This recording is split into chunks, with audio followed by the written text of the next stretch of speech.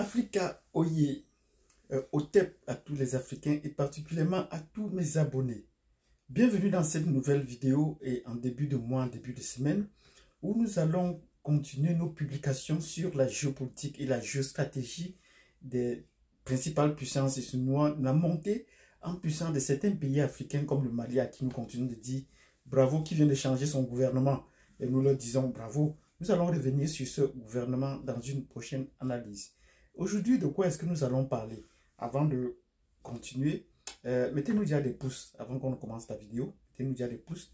Abonnez-vous, cliquez sur la cloche de notification. C'est important qu'on fasse grandir la communauté. Mais nous allons aborder plusieurs sujets, mais nous allons nous focaliser sur un. Et ce principal sujet, c'est la présence des Russes en Amérique. Oui, il faut qu'on parle de la présence des Russes en Amérique parce qu'il est toujours plus facile pour la plupart d'entre nous, pour les médias occidentaux, de voir toujours les petites tâches qu'il y a dans le camp russe. Dès qu'il y a une rébellion comme celle-là, on déclare déjà que c'est un coup d'État et on connaît ce que ça veut dire dans l'esprit des gens. Quand on déclare un coup d'État, cela voudrait dire qu'il a déjà réussi, donc si le président a été renversé. Mais pourtant, ce n'est qu'une, je ne sais pas, un saut d'humeur d'une partie de l'armée qui exprimait un point de vue dirigé vers les autres hauts gradés de l'armée et qui n'avait rien à voir avec la remise en cause du pouvoir russe en question. Mais d'où est venu cela, que ce soit de façon conçue, conscient ou inconscient, que ce soit un théâtre ou pas en Russie, mais la Russie est en train de mettre de l'ordre pour que cela ne se répète plus. Et le ministre des Affaires étrangères l'a bien dit, c'est Macron qui insiste tout cela. Donc, et maintenant, Macron a le feu dans son propre camp. Depuis plus de 5 jours, la France est en feu, la France urbaine est en feu.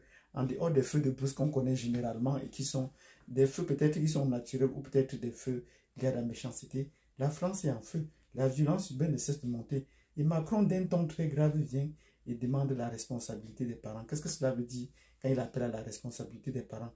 Est-ce que ce ne sont pas les parents eux-mêmes qui brûlent? Ça fait plusieurs mois qu'on a accumulé des rancunes, depuis le Covid, qu'on a accumulé des rancunes sur ce président. Et maintenant, l'occasion est tout donnée. Ça va aller plus loin. Est-ce que la Russie va rester tranquille sur l'occasion de voir comment est-ce que la Russie pourrait donner un coup de main à ces gens-là? Mais aujourd'hui, nous allons parler de la présence russe.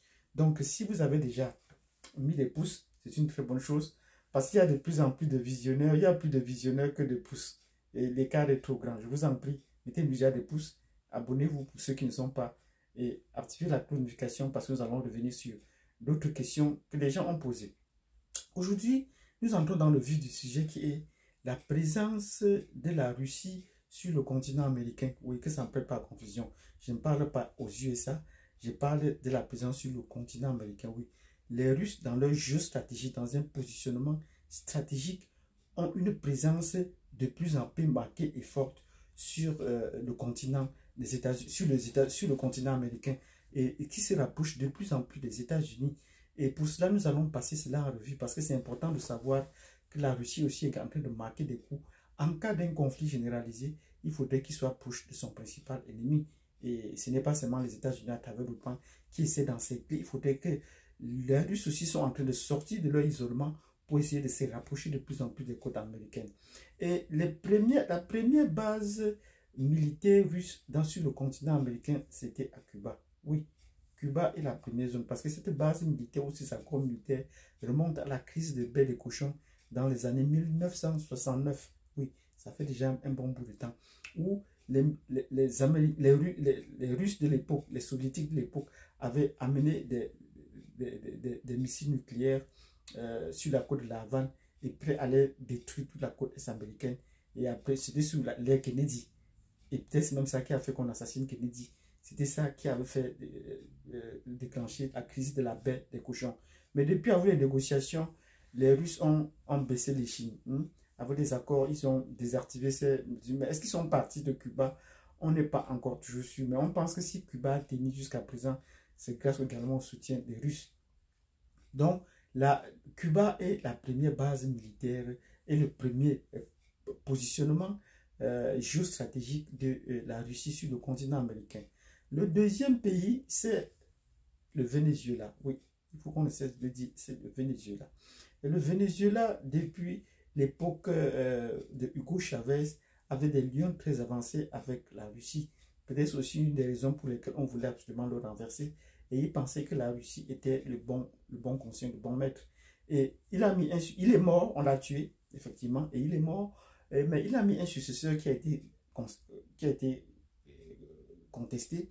Et les Américains ont trouvé une alternative de prendre son opposant pour faire de lui le président. Il est reconnu par les États-Unis et les puissances occidentales comme le principal président du Venezuela. Malheureusement, le coup de force n'a pas eu lieu. Les Américains ont envoyé des troupes, même sous l'aide militaire, au Venezuela, mais ils n'ont pas pu déclencher les émeutes dont ils pensaient, parce que le pouvoir vénézuélien avait déjà pris d'avance en s'attachant les forces russes qui ont détruit de façon violente toutes les forces de l'opposition du Venezuela. Donc voilà le deuxième pays. Le troisième pays, c'est le Nicaragua. Oui, on connaît que le Nicaragua est un pays sandiniste. Daniel Ortega et ainsi de suite, ils étaient déjà des communistes depuis et longtemps toujours.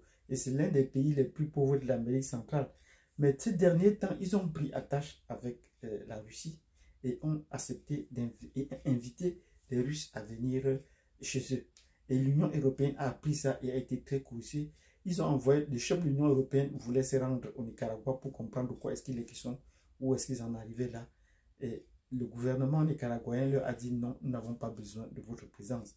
Ils disent même pour dialoguer, on n'a pas besoin de votre dialogue. Les dialogues avec vous n'ont jamais abouti. Vous venez peut-être espionner, mais vous ne venez pas pour qu'on négocie d'égal à égal. Donc gardez votre discours et vous n'êtes pas les bienvenus ici. Et depuis là, les Russes continuent leur marche, leur installation dans le pays. Donc voilà les pays où ils sont fortement installés. Mais il y a d'autres pays qui sont également, la plupart des pays de l'Amérique centrale, d'Amérique latine, ont un penchant pour le socialisme ou le communisme, comme vous pouvez dire, et sont par conséquent plus proches de la Russie et de la Chine. Et tout récemment, l'Argentine a effectué des échanges commerciaux avec la Chine en utilisant le yuan. Voilà, et elle est membre, et elle a posé sa candidature pour être membre des BRICS. Et ça ne saurait tarder, puisqu'elle a le quota nécessaire. Puisque depuis qu'ils sont arrimés au dollar, depuis qu'ils sont dans le camp des Occidentaux, ce n'est que des crises à répétition avec la Banque mondiale, le Fonds monétaire international. Donc l'Argentine est bien positionnée de ce côté-là. Il en est du cas du Brésil.